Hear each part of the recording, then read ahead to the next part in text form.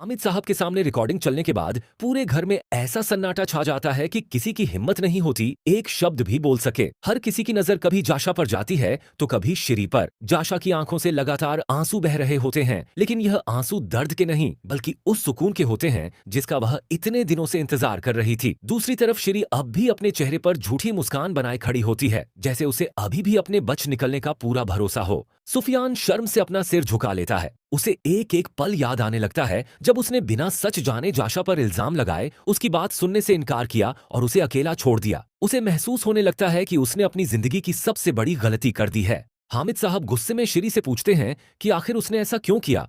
आखिर जाशा ने उसका क्या बिगाड़ा था कि उसने उसकी पूरी जिंदगी तबाह करने की कोशिश की। लेकिन शिरी बिना डरे जवाब देती है कि उसे सिर्फ अपनी जीत चाहिए थी।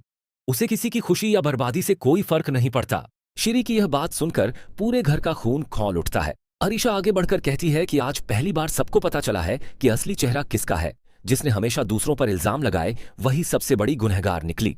राफे भी कहता है कि हमने जाशा के साथ बहुत नाइंसाफी की। अगर आज ये रिकॉर्डिंग सामने ना आती तो शायद हम सारी उम्र उसे ही गुनहगार समझते रहते। जाशा रोते हुए सिर्फ इतना कहती है कि मैंने किसी से बदला नहीं मांगा था, मैं सिर्फ इतना चाहती थी कि एक दिन सच सबके सामने आ जाए। आज अल्लाह ने मेरी सुन ली। इतने में श्री अचानक ताली बजाने लगती है और कहती है कि तुम सब लोग बहुत खुश हो रहे हो, लेकिन अभी असली खेल बाकी है। मेरे पास ऐसा राज है जिसे सुनने के बाद इस घर की नींव हिल जाएगी। यह सुनकर हामिद साहब हैरान रह जाते हैं। वह कहते हैं कि अब तुम्हारा कोई झूठ किसी को नहीं डरा सकता। लेकिन श्री मुस्कुराकर कहती है कि इस बार मैं झूठ नहीं सच बोलूंगी। श्री अपने बैग से एक पुरानी फाइल निकालती है। वह कहती है कि इस फाइल को देखकर तुम सबकी दुनिया बदल जाएगी। हामिद साहब फाइल खोलते हैं तो उसमें कुछ पुराने कागजात और तस्वीरें होती हैं। कागजात देखते ही हामिद साहब के चेहरे का रंग उड़ जाता है। उन्हें याद आने लगता है कि कई साल पहले परिवार में जो हादसा हुआ था उसके पीछे भी शायद वही सच छिपा था जिसे कभी सामने नहीं आने दिया गया। सुफियान हैरान होकर पूछता है कि आखिर इन कागजात में ऐसा क्या है,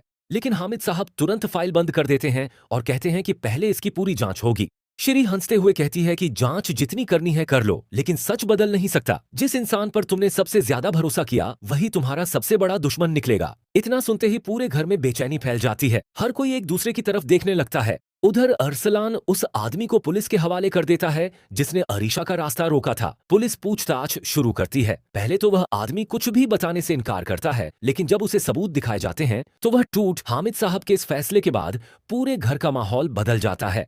हर कोई यही सोचने लगता है कि आखिर ऐसा कौन सा सच है जिसे जाशा इतने दिनों से छुपा नहीं रही बल्कि साबित करने की कोशिश कर रही है। दूसरी तरफ श्री के चेहरे की रंगत उड़ने लगती है, क्योंकि उसे पहली बार एहसास होता है कि अगर हामिद साहब ने सच तक पहुंचने की ठान ली तो उसकी सालों की बनाई हुई साजिश एक पल में खत्म हो सकती है। उधर जाशा अपने कमरे में बैठी अल्लाह से दुआ कर रही होती है कि अब उसे इंसाफ मिल जाए। वह कहती है कि मैंने हर दर्द सह लिया, हर इल्जाम अपने सिर ले लिया, लेकिन अब मुझमें और हिम्मत नहीं बची। अगर इस बार भी सच सामने नहीं आया तो शायद मैं पूरी तरह टूट जाऊंगी। अरीशा जाशा को तसल्ली देती है और कहती है कि आप बिल्कुल फिक्र मत कीजिए, अब मैं भी आपके साथ हूँ। मैंने अपनी आंखों से श्री की कई हरकतें देखी हैं।